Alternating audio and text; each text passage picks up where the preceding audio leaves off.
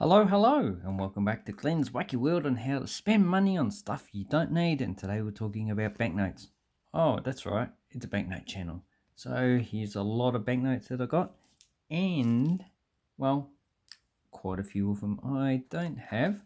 So the first one we have is a Central Bank of China, probably in very good condition. That's stuffed anyway.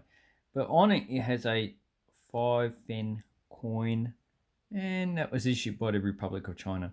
So this is one of the banks that issued banknotes. I think the Farmers Bank. Then there was the Central, the Bank of China, not the Central Bank, the Bank of China. This one is serial number. This is 5 cents. And in this condition, is a pagoda. In this condition, probably only a few dollars. I don't know how rare this banknote is, but I need to look that up before I could say any more on it.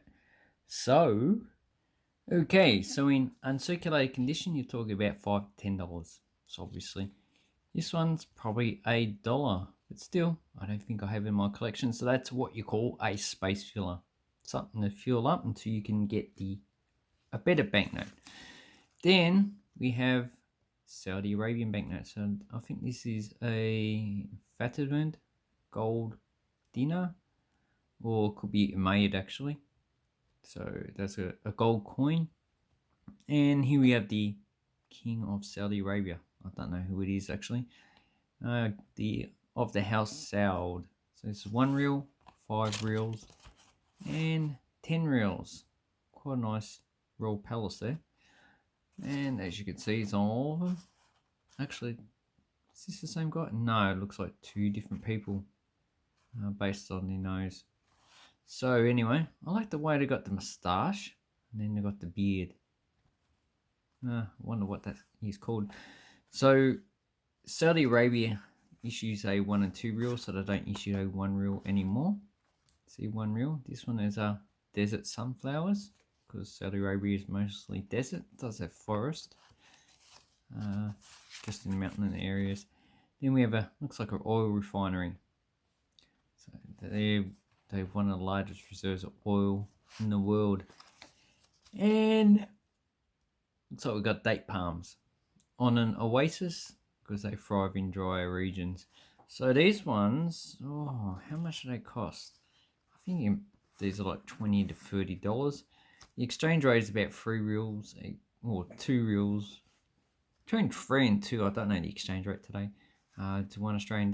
This is roughly about $3 to $4. About $2, and this one's only about 30 to 40 cents. So nice banknote to have. Oh, there's the does, Arabian does, and the watermark is also the king. So nice banknotes. They go up to 500 reals, so they get more expensive. Then we have a harder to find 1977 Hong Kong Charter Bank. No longer legal tender. Yeah, but these cost, in this condition, probably $40 to $50. So I actually got this lot for $30, including postage. So just buying it for that is really good anyway. Then we have some banknotes. So this is a previous series of the 1001 of South Korea. And this was equivalent to $1. So in uncirculated, you're talking about $5 to $10. So this one's probably closer. It's in pretty good condition. Yeah, probably just a few dollars. Quite nice. Then we have, looks like it has water damage. So you can see it's wavy. That usually represents as being soaked with water. So this is an Argentinian 50 pesos from the 1980s. And has San Martin, one of the liberators of South America from Spanish rule. And this is a hyperinflation banknote. It wasn't in circulation that long. So between the 50s and the 1990s, up until 294, that's it. They had hyperinflation, and then they issued another peso that was stable for about 6 years to 2000, and now they're entering another period of hyperinflation because really they can't run their country properly. Anyway, but the banknotes are nice. This one has Julia Termes de Reis. Nice banknotes. So these ones probably getting for $5 or less. Hyperinflation banknotes usually are pretty common. Then we have, we've got two Saudi, no, not Saudi. We have two, is that it? Yep, two Thai banknotes. So we have a 5 baht. I think this is from 60s or 70s. I know 1972 the deed sure 5 baht, so maybe it's a 60s banknote. And here we have a temple. So a what? You might say, what? What are you talking about? No, W-A-T, not W-H-A-T. W-A-T, what? Is what they're called. And King Rama the 9th. And this one's probably worth a few dollars. So it's nice. Then we have another 5 baht. So this is definitely from the 40s to 50 period. And this one has the, so this is the Royal Throne Room. And I've just looked, so this banknote is 1955. And on the front we have the entrance to the Fatom Chedi Temple. I think I got this banknote already. So 100 million so far. And there's quite a lot of these. So this is worth about $5 to $10. And this one's 1969, so I just looked it up. And the difference between these two, okay, is this was issued by the government of Thailand, so probably the finance department. This was issued by the Bank of Thailand. So it was a, banks are implemented to regulate the financial system a lot better. That's what their skill base is. And this banknote, 1969, so to 1972. And here we have Pham Phimok Phasat Pavilion. So obviously I don't speak Thai.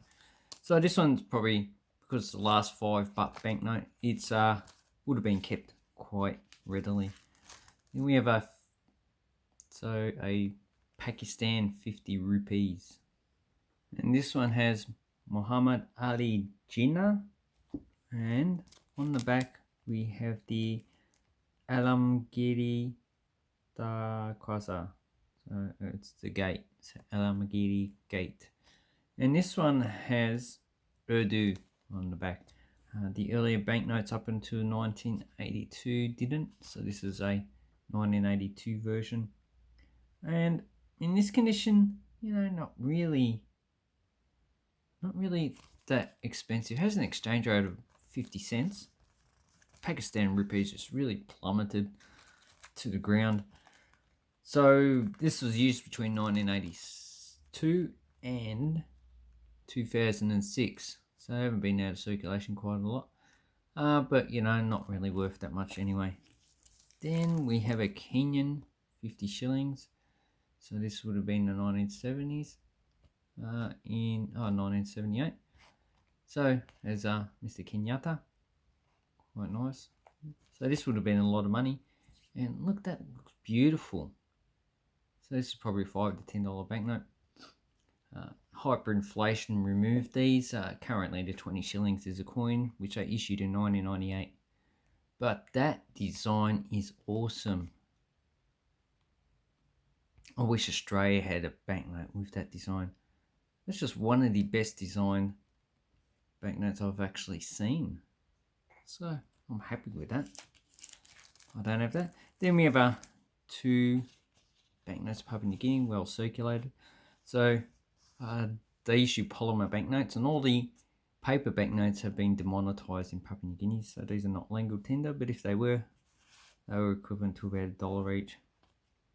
And it looks like, I don't know, these are probably 1980s issue. Because the 1975 have no background. It's just white, so this one looks like it has the green background, but it's well circulated. The condition is probably very good. And not really worth that much. But, if you don't have any Papua New Guinea banknotes, these are really worth getting. Okay, another South Korean banknote, and this one is 10 won from 1962, and this was quickly replaced by a coin. So it copies the old Chinese way, that not Chinese, Japanese way, in which they used to do serial numbers. So this is just a block serial number, and the Koreans kept that going. And this is the Chomsongdae Observatory, and that's a 7th century observatory. So if you go to South Korea, they have a lot of ancient buildings. The Korean War didn't destroy a lot of them, so they're still there. And on the back we have Admiral Yu Sun Shin's tortoise ship. So it's very interesting. Should read about that. Read about the tortoise ship. And this one, yeah, it's probably less than $5. They seem to be not too scarce, but as this one is 147, and it's probably day 1965 plus. So it's nice. And the last one we have is a Malaysian 1 ringgit. So this one was first issued in 1981, and this guy here is King Tauku Abdul Rahman, and here we have the Independence Monument in the back. So this one's probably worth $5 or less. They seem to be quite common, these banknotes. And the difference is, so the 1982, the first issue, had a serial number going here instead of on the side. That serial number was the same. Signature's also different. And the one that was issued in 1986 has the serial number going there in red. So anyway, that's basically the difference. And also segmented foil security thread. So does this one have security thread? Solid security thread. There it is. Looks like solid. So this one is probably the early version, probably 1986. Anyway, that's basically my latest pickups.